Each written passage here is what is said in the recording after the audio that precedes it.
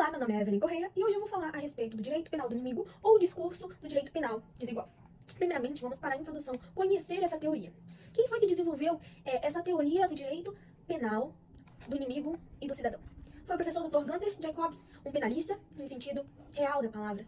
Ele acreditava, ele defendia, que a única forma, o único método de acabar, combater com o crime, a criminalidade, seria a pena criminal. Então, na sua tese, ele dividiu o direito penal em dois sentidos diferentes, onde ele defendia aí aqueles que eram considerados cidadãos e aqueles que eram considerados inimigos. Dessa forma, a pena para esses dois eram diferentes. A pena para o cidadão, ela era apenas simbólica, apenas uma pena para reprimir, enquanto para o inimigo era uma pena de força física, de uma pena de segurança, uma prisão, por exemplo, com o objetivo de prevenir. Ou seja, enquanto a pena para o cidadão ela era aplicada para aquele considerado cidadão, mas em relação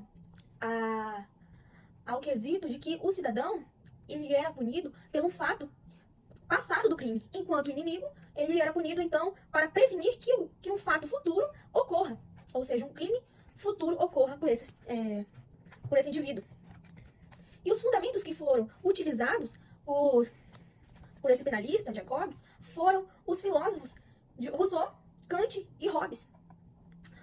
O Rousseau, na medida do momento em que ela teve influência na obra do contrato social, que influenciou bastante a tese de Jacobs.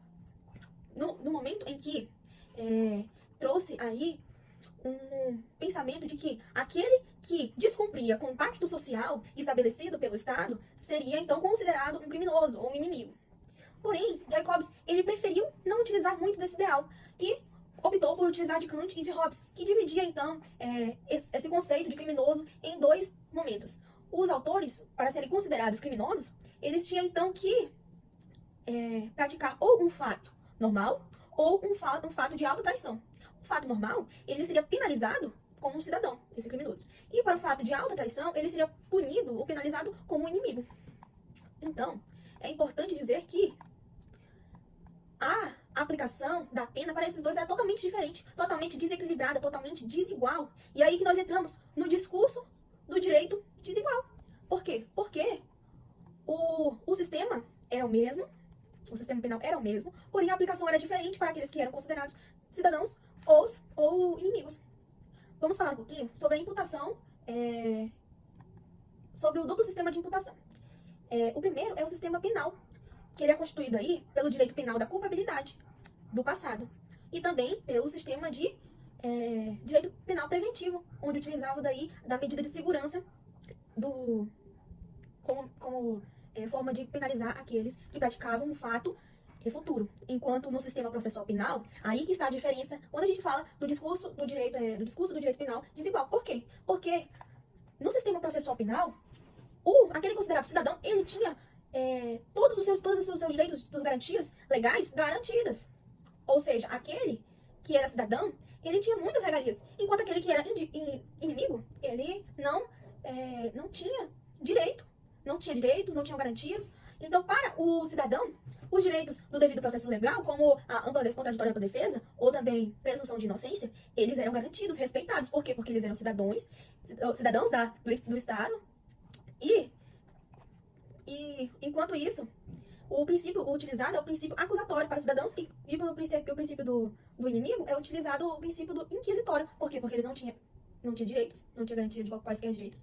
E, inclusive, os direitos de devido processo legal totalmente não se tinha para esses indivíduos. Eles eram tratados, então, como marginalizados, certo? Por quê? Porque eles não tinham quaisquer garantias. E o que mais chama atenção nessa obra de Jacobs é que essa tese, ela diferencia o sistema democrático. Por quê? Porque essa forma de diferenciação, essa forma de diferenciar, de deixar o tratamento desigual desses indivíduos, é totalmente aquilo que nós, enquanto democracia, não aprovamos. Pois nós aprovamos o quê? A igualdade. Então, esse é um ponto que é importante citar, porque essa tese, ela não se faz presente nos dias atuais. visto que os considerados criminosos, eles têm a garantia do direito de defesa, por exemplo, do direito de um advogado, do direito do contraditório da defesa. E o que nós mais trabalhamos enquanto sociedade é que os direitos de fala, os direitos sejam iguais para todos, ou que pelo menos, que o direito de cada um seja dado, seja prestado. Então, é o que mais me chamou a atenção nessa obra, pois, enquanto sociedade, nós já mudamos muito, mas que ainda temos muito a mudar.